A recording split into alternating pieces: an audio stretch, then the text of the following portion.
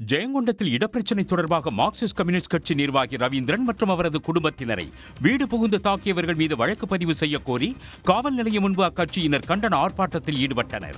உரிய விசாரணை நடத்தி அந்த பாதை பிரச்சனையை தீர்க்க வேண்டும். அதோடு ரவீந்திரன் உள்ளிட்ட அவருடைய குடும்பத்தினர் மீது கடுமையான தாக்குதலை தொடுத்த எதிரிகள் மீது வழக்கு பதிவு செய்து நடவடிக்கை எடுக்க வேண்டும்.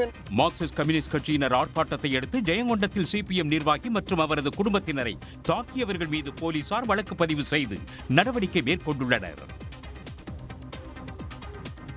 திண்டுக்கல் மாவட்டம் காந்தி கிராமம் கிராமிய பல்கலைக்கழகம் பாதையை பயன்படுத்த பல்கலைக்கழக நிர்வாகம் திடீரென தடுத்து நிறுத்தியதால் பெற்றோர் மற்றும் வாகன ஓட்டிகள் சாலை மறியலில் ஈடுபட்டனர்.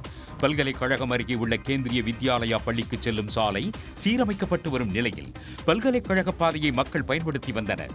இந்த விவகாரத்தில் போலீசார் தலையிட்டு பல்கலைக்கழகம் வழியாக வாகனங்கள் தற்காலிகமாக செல்ல அனுமதித்தனர். திருவாரூர் மாவட்டம் மன்னார்குடி அருகே அறுந்து விழும் நிலையில் உள்ள மின் கம்பிகளை சரி செய்ய வேண்டும் என பொதுமக்கள் கோரிக்கை விடுத்துள்ளனர். மன்னார்குடி அருகே கீழ்ப்பாதி கிராமத்தில் அறுந்து விழும் மின் கம்பிகளால் பள்ளி கல்லூரிக்கு செல்லும் மாணவ மாணவிகள் பொதுமக்கள் மற்றும் வாகன ஓட்டிகள் சிரமத்திற்கு ஆளாகின்றனர். எனவே மின் கம்பிகளை சரி செய்யவும் சாய்ந்து கிடக்கும் மின் கம்பங்களை அகற்றிவிட்டு புதிதாக மின் கம்பங்களை நட வேண்டும் என்றும் கிராம மக்கள் வலியுறுத்தியுள்ளனர்.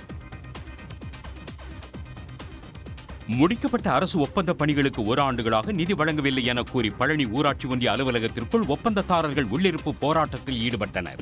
மகாத்மா காந்தி ஊரக வேலைவாய்ப்பு உறுதி திட்டத்தின் கீழ் முடிக்கப்பட்ட பணிகளுக்கான நிதி 2.5 கோடி வரை விடுவிக்காமல் உள்ளதாக ஒப்பந்ததாரர்கள் தெரிவிக்கின்றனர்.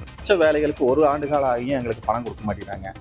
எங்களுக்கு கட்டுமான பொருட்கள் விலை உயர்வு, கூலி ஆட்களுடைய கூலி உயர்வு, கூலி ஆட்கள் தட்டுப்பாடு, இப்படி பலதரப்பட்ட இடையூறுகளுக்கு இடையில நாங்கள் வேலைகளை செஞ்சுருக்கோம். நிறைய கடனை வாங்கி செஞ்சுருக்கிறோம். இதனால் எங்களால் சமாளிக்க முடியல. திருவண்ணாமலையில் உள்ள சண்முகா தொழிற்சாலை அரசு மேல்நிலைப்பள்ளி மைதானத்தில் ஆண்களுக்கான மாநில அளவிலான வாலிபால் போட்டிகள் தொடங்கின. இதில் பல்வேறு மாவட்டங்களில் இருந்து 40 அணிகளைச் சேர்ந்த நூற்றுக்கணக்கான வீரர்கள் பங்கேற்றுள்ளனர்.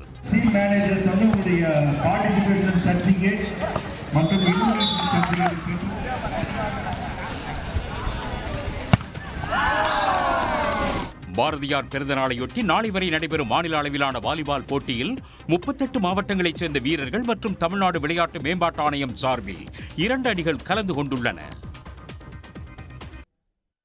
சென்னை அடுத்த தாம்பரம் அருகே கல்லூரி விடுதியில் டெங்கு பாதிப்பால் மாணவி உயிரிழந்ததை தொடர்ந்து கல்லூரிக்கு 10 நாட்கள் விடுமுறை அளிக்கப்பட்டுள்ளது. தாம்பரம் பாரத் நகர் பகுதியில் இயங்கி வரும் தனியார் கல்லூரியில் படித்து வந்த கேரளாவை சேர்ந்த மாணவி சரண்யா காய்ச்சலால் பாதிக்கப்பட்டிருந்தார். கல்லூரி மருத்துவமனையில் சிகிச்சை பெற்று வந்த நிலையில் அவர் சிகிச்சை பலனின்றி உயிரிழந்தார். மேலும் விடுதியில் தங்கியிருந்த 7 மாணவர்களுக்கு டெங்கு காய்ச்சல் பாதிப்பு உள்ளதால் 4 பேருக்கு கல்லூரி மருத்துவமனையில் சிகிச்சை அளிக்கப்படுகிறது. எஞ்சிய 3 மாணவர்கள் சொந்த ஊருக்கு அனுப்பி வைக்கப்பட்டனர். திண்டுக்கல் மாவட்டம் கொடைக்கானலில் நீண்ட நாளுக்கு பிறகு மீண்டும் தொடங்கிய உரைப்பணியை சுற்றுலா பயணிகள் ஆர்வத்துடன் கண்டு ரசித்து வருகின்றனர். கொடைக்கானல் நட்சத்திர ஏரி பகுதி, ஜிம்கானா மைதானம், பாம்பார்புரம் அப்சர்வேட்டரி ஆகிய பகுதிகளில் உரைப்பணி காணப்படுகிறது. வெள்ளிக்கம்பலம் விரித்தாற்போல் உரைப்பணி காட்சியளிக்கிறது. இதனை கொடைக்கானல் நகர மக்கள் மற்றும் இன்றைய சுற்றுவட்டாரங்களில் உள்ள மக்களும் சுற்றுலா பயணிகளும் ஆர்வத்துடன் கண்டு ரசித்து வருகின்றனர். சென்னை போரூரில் பிறவிலேயே செவித்திறன் குறைபாடுடைய குழந்தைகளை உற்சாகப்படுத்தும் நோக்கில் பல்வேறு கலை நிகழ்ச்சிகள் நடைபெற்றன. இப்போட்டியில் செவித்திறன் குறைபாடுடைய குழந்தைகள் டாட்டூ வரைந்தும், பாடல்களை பாடியும், நாடகம் நடித்தும், பரதநாட்டியம் ஆடியும் அசத்தினர். பிறவிலேயே செவித்திறன் குறைபாடு உள்ள குழந்தைகளுக்கு கேட்கும் திறன் கருவி பொருத்தப்பட்ட 20வது ஆண்டு நிறைவு விழா கொண்டாடப்பட்டது. இதையொட்டி விழாவில் மருத்துவர்கள் கௌரவிக்கப்பட்டனர். திருச்செந்தூரில் சுமார் 70 அடி தூரத்திற்கு கடல் உள்வாங்கிய நிலையில் பாசி படர்ந்து வெளியே தெரியும் பாறைகள் மீது நின்று பக்தர்கள் செல்ஃபி எடுத்தனர். திருச்செந்தூர் செல்வதீர்த்தம் பகுதியில் இருந்து ஐயா கோயில் வரை சுமார் 500 அடி நீளத்திற்கு கரையில் இருந்து சுமார் 70 அடி கடல் உள்வாங்கியது. இதனால் பச்சை நிற பாசி படிந்த பாறைகள் அதிக அளவில் வெளியே தெரிந்தன. அதன் மேல் நின்று பக்தர்கள் சிலர் செல்ஃபி மற்றும் புகைப்படம் எடுத்தனர்.